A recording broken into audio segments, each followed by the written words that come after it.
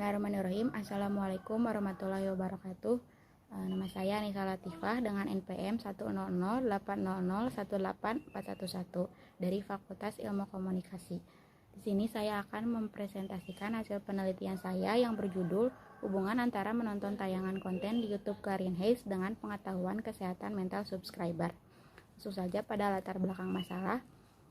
Tahun 2018, riset kesehatan dasar menyebutkan bahwa 19 juta penduduk Indonesia yang berusia lebih dari 15 tahun ke atas telah mengalami atau menghadapi masalah emosional, dan di atas 12 juta penduduk telah mengalami depresi. Depresi atau yang lebih mengacu kepada kesehatan mental membuat masyarakat atau publik lebih peduli mengenai isu kesehatan mental itu sendiri. Sebagian besar masyarakat mulai berkonsultasi kepada psikiater atau psikolog ketika mengalami tanda-tanda atau gejala kesehatan mental. Namun faktanya tidak semua orang mampu pergi ke psikiater atau psikolog.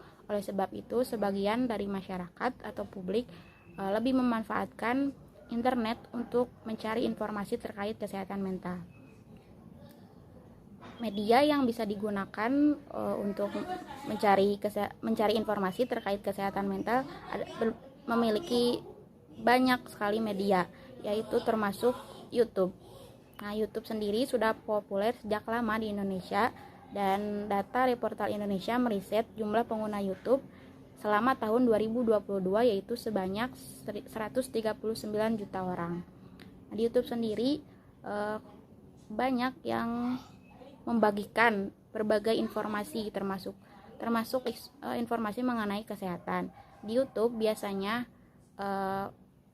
yang membagikan informasi mengenai kesehatan adalah Kemenkes atau dokter atau lembaga-lembaga kesehatan. Nah, tidak hanya lembaga kesehatan, tetapi ada juga influencer kesehatan yang membagikan edukasi mengenai kesehatan, termasuk mengenai kesehatan mental, yaitu Dr. Clarion Heights. Selanjutnya ada rumusan masalah pada penelitian saya. Yang pertama, apakah terdapat hubungan antara frekuensi menonton tayangan di kanal YouTube Clarion Heights dengan pengetahuan conceptual thinking kesehatan mental subscriber. Yang kedua, apakah terdapat hubungan antara frekuensi menonton tayangan di kanal YouTube Clarion Heights dengan pengetahuan analytical thinking kesehatan mental subscriber. Yang ketiga, apakah terdapat hubungan antara frekuensi menonton tayangan di kanal YouTube Clarion Heights dengan pengetahuan technical expertise kesehatan mental subscriber.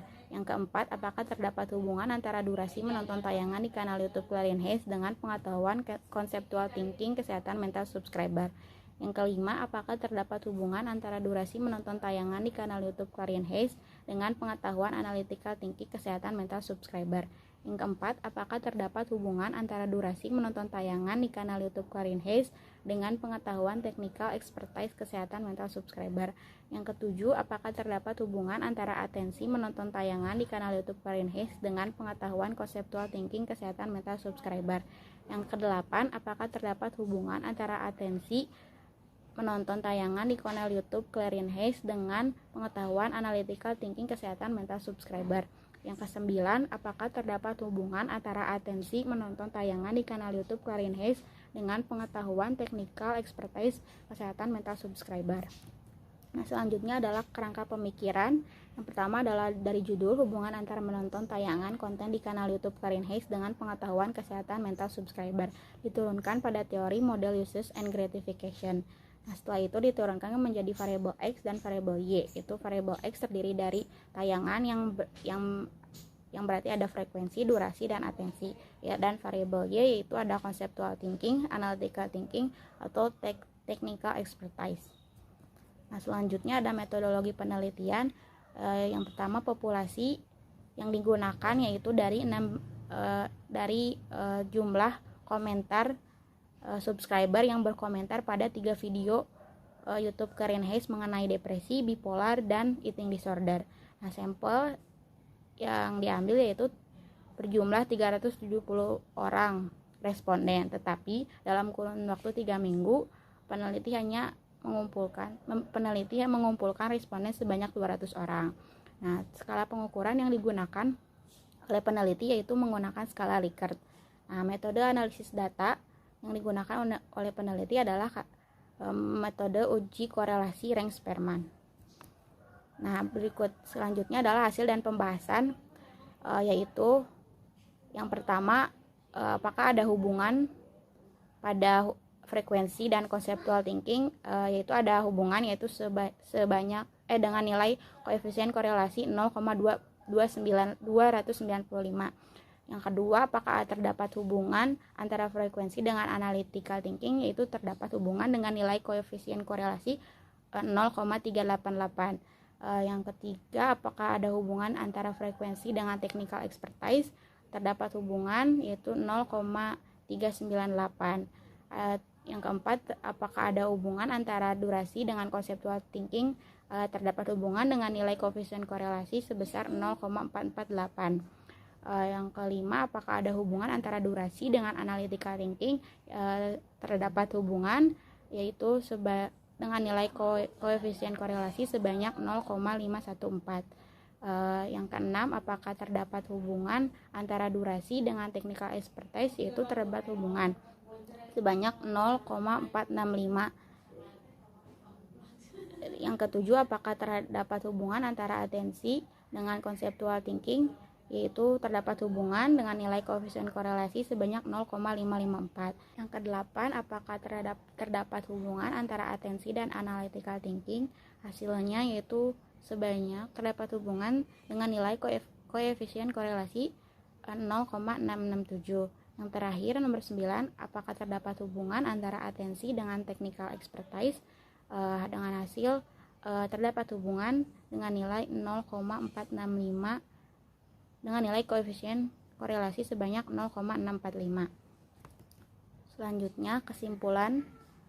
Yang pertama, terdapat hubungan antara frekuensi dengan conceptual thinking dengan hubungan yang rendah tapi pasti. Nomor 2, terdapat hubungan subvariabel antara frekuensi dengan analytical thinking yang memperoleh hubungan yang rendah tapi pasti. Nomor 3, terdapat hubungan antara frekuensi dengan technical expertise dengan hubungan yang rendah tapi pasti. Nomor 4, terdapat hubungan antara durasi dan conceptual thinking dengan hubungan yang cukup berarti. Nomor 5, terdapat hubungan antara durasi dengan analytical thinking yang memperoleh hubungan yang cukup berarti. Nomor 6, terdapat hubungan antara durasi dengan technical expertise dengan hubungan yang cukup berarti. Nomor 7, terdapat hubungan antara subvariabel atensi dengan conceptual thinking yang memperoleh hubungan yang cukup berarti. Nomor 8, terdapat hubungan antara atensi dengan analytical thinking yang memperoleh hubungan yang cukup berarti. Dan nomor 9 yang terakhir, terdapat hubungan antara atensi dengan technical expertise yang memperoleh hubungan yang cukup berarti. Sekian presentasi dari saya. Terima kasih. Wassalamualaikum warahmatullahi wabarakatuh.